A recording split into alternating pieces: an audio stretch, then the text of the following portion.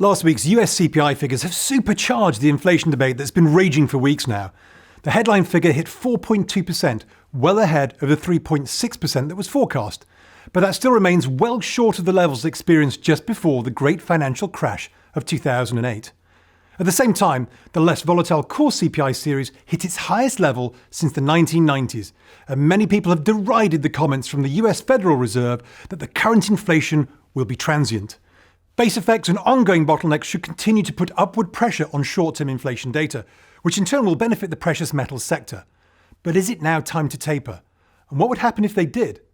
In this week's big conversation, we look at how gold and silver are once again on the move, and whether the market should fear a taper tantrum like we saw in 2013.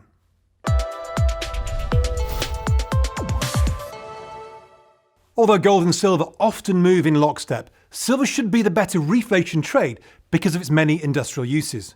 For gold, one of the key drivers is of course the direction of real yields, which is why the outlook for inflation and bond yields is absolutely key.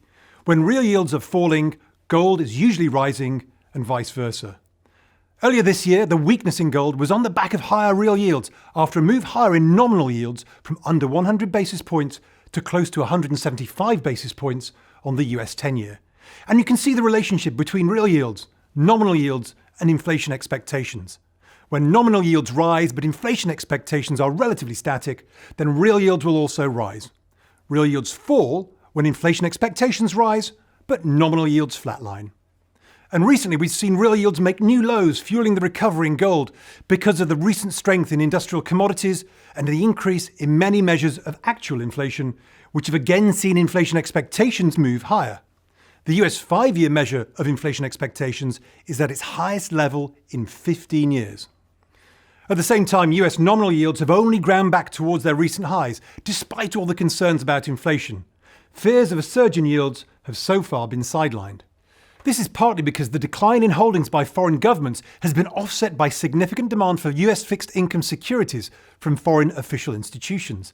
They've been buying into the corporate bond market and taking advantage of the healthy spread that's opened up between yields on government bonds in the US versus other regions such as Germany. The US-German spread for the 10-year government bond has narrowed, but it suggests that there is a natural break on US yields rising too quickly relative to other international peers, because each time it widens out too far, it encourages capital to chase those US yields. For gold, the backdrop of loose fiscal policy and higher inflation look even more exciting when we look at the US 10-year yield minus CPI, or the Fed funds minus CPI. Fed funds minus CPI is at its lowest level in over 40 years, indicating that the supportive policy mix is coming from both monetary and fiscal. And so the recent backdrop of lower real yields has been advantageous for spot gold prices, which have been breaking out of a short-term channel consolidation and could now head back to the $2,000 highs. The options market is not currently playing for a break above that $2,000 level, suggesting that momentum players would have to chase the prices if it broke those levels. For those who would like a higher octane play on the gold theme, the miners have also been breaking out of a consolidation pattern. Many of these companies have strong operational leverage to a gold price in excess of $1,400, so any price rises in gold will provide a boost to free cash flow. If we also think that this reflationary period has more legs, especially over the next couple of months where inflation numbers are expected to come out at the higher end of expectations, then silver should have even more upside.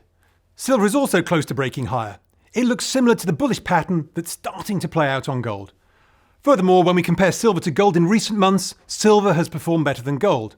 Silver is more of a reflation play, so this should be expected. If we compare silver to copper, then it would appear that there's still some way to go.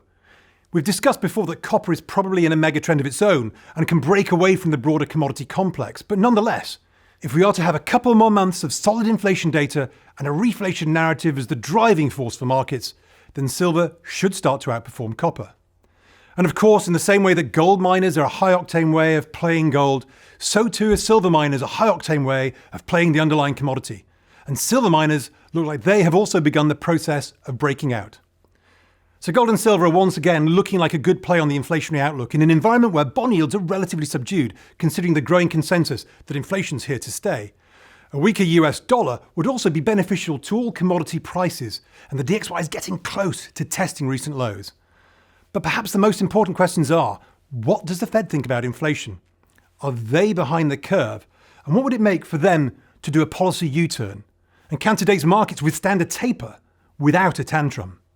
There's many moving parts ranging from the nature of reflation to the tolerance of both the market and of policymakers to those higher yields. I spoke with Robin Marshall, Director of Fixed Income Research at FTSE Russell, about the inflation we're seeing, the expected policy response, and whether it's now time for the Fed to taper.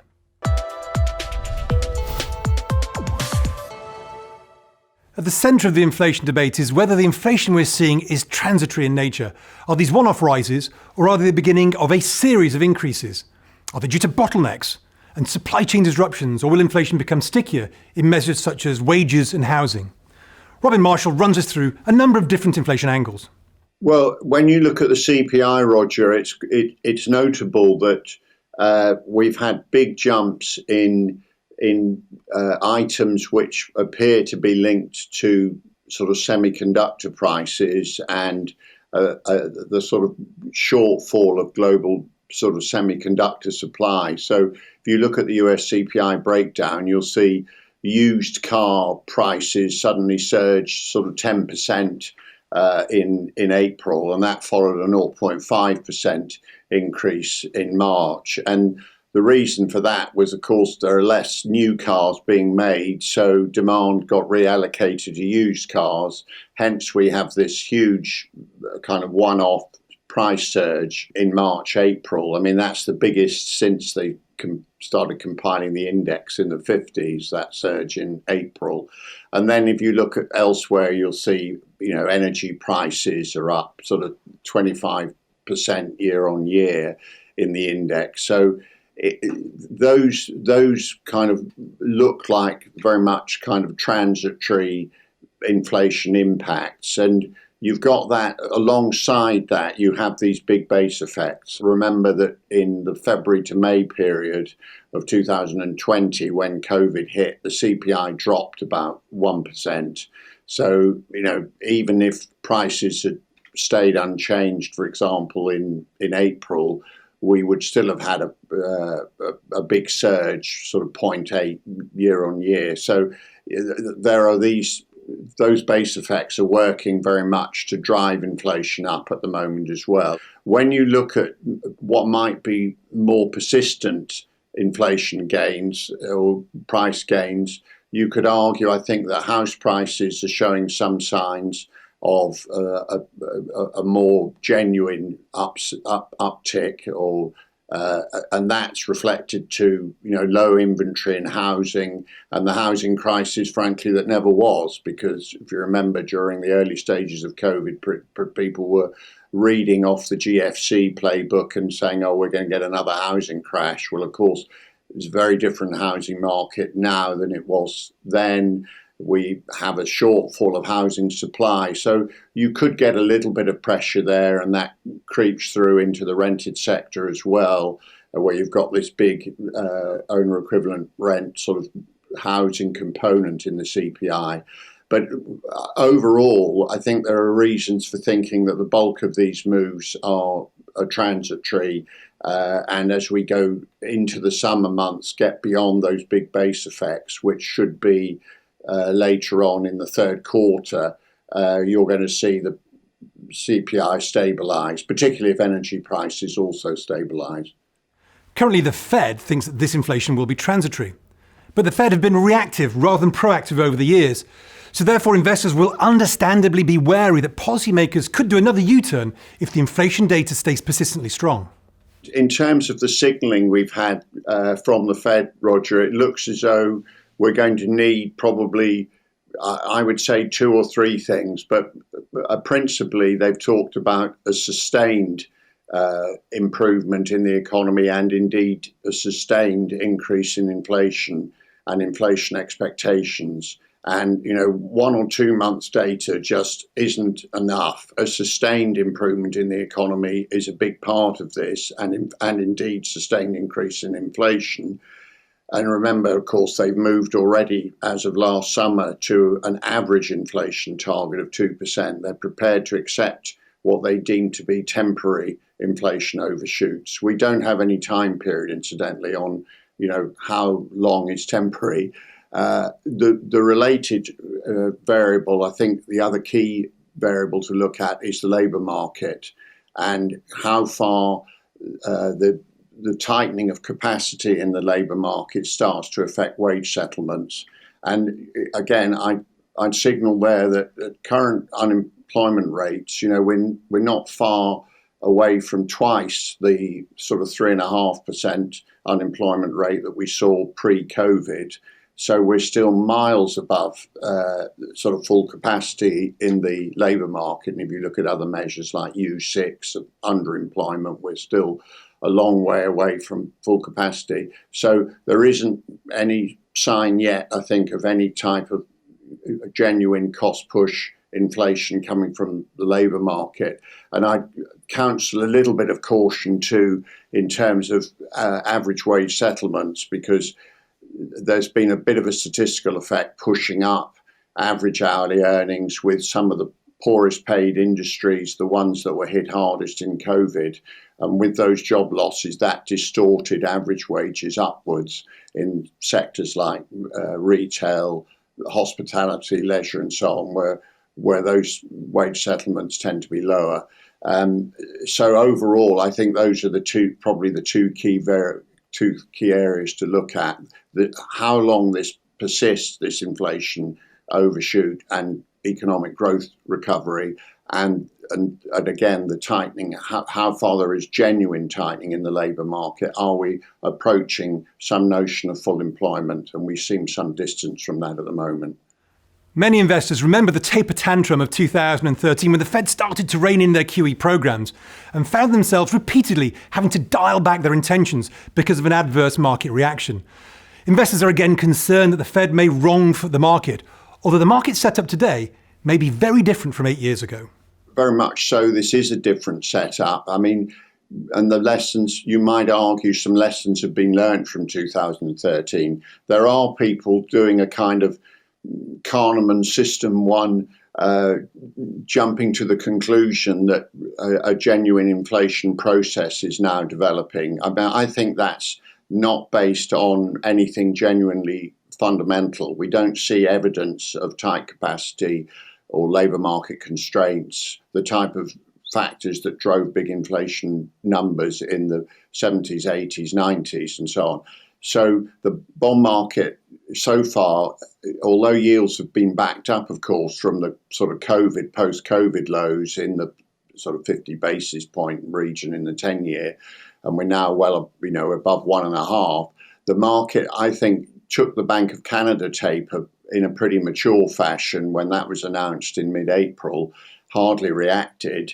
And I think there's a realization the market's already priced in a decent growth recovery now and these higher inflation numbers. So actually, I don't think the taper reaction will be as marked and as extreme as the one we saw in 2013, because the markets also realised that if you look at QE and Fed purchases, although it's clearly an important variable, there have been periods since QE was started in 2008-9 when yields have fallen. The yields fell when the Fed wasn't doing QE, and similarly yields increased when the Fed was doing a lot of QE, as we've seen the last 6 months. So for that reason, it's not a dominant variable in driving yields. And I think the market realizes the growth inflation outlook is the key, as it's always been. And we've already priced in a significant V-shaped recovery and indeed quite high inflation rates. If you look at break-evens now, above 2.5% in some areas. The break-even curve, incidentally, is a little bit inverted, which suggests, the highest inflation break-evens are in the shortest maturities, which suggests that market fears are more about short-term inflation pressures and expect those to ease over time. Although these are very unusual times for both the economy and financial markets, it could be that much of the drama for bond yields is actually now behind us. It's a good point in that regard, Roger, as to whether or not we've seen the bulk of the increase in yields and indeed curve steepening that's gone with it since sort of the middle of last year, the sort of bear steepening of the curve that we've seen. I think you could make a case to say that fiscal policy and the scale of the Biden stimulus programs are a factor that could lead to a bit more curve steepening, in the next sort of 3-6 months. However, when you look at what's already been priced in on growth and inflation, you've still got the issue of those numbers being delivered. And what we know pre-COVID is that the US economy and indeed the global economy was not that strong. And there are forces of secular stagnation still in play. So I find it hard to see how yields can re-enter a kind of the old regime, if you like, the sort of pre-GFC regime that some people are even talking about on the back of this policy stimulus, because that has to deliver stronger growth. And we've seen since the GFC over 10 years of QE on and off from the Fed, and that's never really succeeded in delivering the kind of growth inflation numbers that people seem to be scared of still. So for that reason, the worst of the drama, may already have played out in terms of how far yields back up. So it's clear that the inflation debate will rage on. The view that inflation remains higher for longer is based on the ongoing fiscal stimulus colliding with supply chains that have so far been unable to adjust meaningfully. The less dramatic view on inflation is that the bottlenecks and base effects will pass, and that it will take a long time for jobs to fully recover and put upward pressure on wages. The market fears a taper tantrum and expects that yield curve control will be implemented by central banks. But it may be that the best of the growth surprises are coming out right now and will have passed us by the second half of this year.